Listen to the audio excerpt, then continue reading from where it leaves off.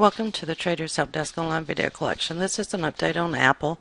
For those of you that read the blog on the morning of December 19th, I said that I expected Apple to go down and potentially test 505.75 again. And the reason was, as it was pulling back to the ATR after this magenta peak, you can see that it was doing so on diverging volume.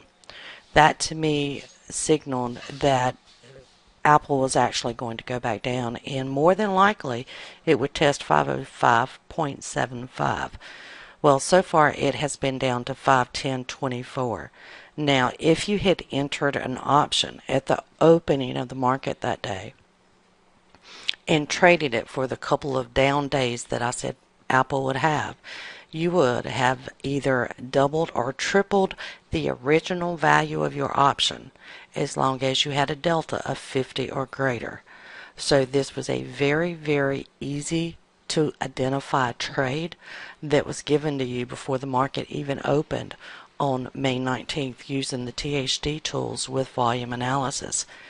Now, if you decided to trade the Apple stock, then you would presumably have been in at 520. The low so far has been 510.24.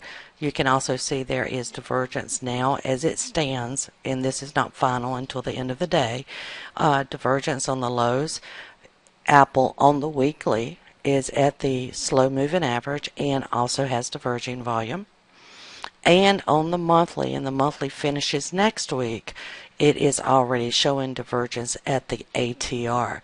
So if these patterns hold, I would expect Apple to bounce up, and that is also supported by the daily, where we have the spring back here where it made a low back here on November 16th, came back to test the low around the 17th and closed above the support line.